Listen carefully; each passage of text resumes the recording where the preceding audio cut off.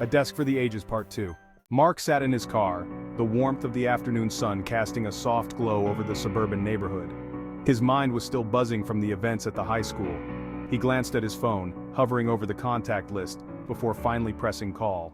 "Hey, Mom," he said when his mother picked up after the second ring. His heart was still pounding, not from nerves, but from excitement. "I've got something to tell you." His mother's voice was warm, as always. "Mark, how are you, sweetheart? It's been a while since we talked. What's going on?" Mark chuckled softly, wondering how to even begin. "So, remember when I told you I'd been thinking about looking into my birth parents? You and Dad said you'd support me no matter what. Of course, honey, we've always been open with you about that. What's happening? Did you find something?" "Yeah," Mark said, his voice a little shaky from the gravity of what he was about to share. "I went to Ridgemont High today. It's where Danny and Linda, my birth parents, went to school. And Mom, I found this desk there. They carved their names into it. Danny plus Linda." There was a brief pause on the other end of the line, and then his mother let out a breath. "Oh my goodness, Mark, that's incredible. I can't believe you found something like that." "Yeah, it was unreal," Mark said, smiling. "The receptionist, Mrs. Watkins, remembered them. She was the one who showed me the yearbooks. I got to see pictures of them, Mom. Pictures of Danny and Linda." His mother's voice grew softer, more emotional. "Did they look like you?" Mark nodded, though she couldn't see it.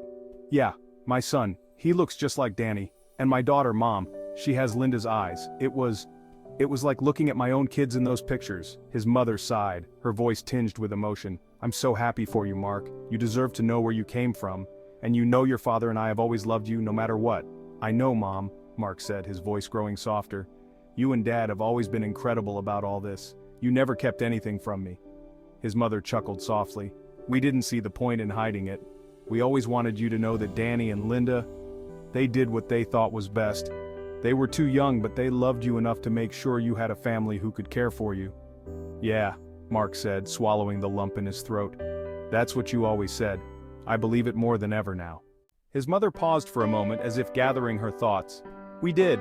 We met them when we went through the adoption process. They were so young, Mark. Just kids, really. 16, maybe 17.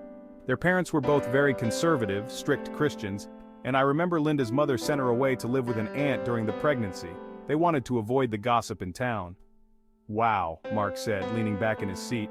"I had no idea." "Yeah, it was a different time," his mother continued. "But they loved you, Mark.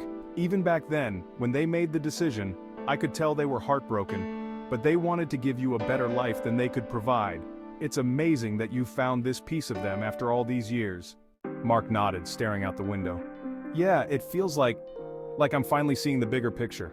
"We're so proud of you, Mark," his mom said gently. "And we'll be here if you need anything. I'm sure this is emotional for you." "It is," Mark admitted, his voice thick, "but it's a good kind of emotional." After they hung up, Mark sent his parents the pictures of Danny and Linda from the yearbook.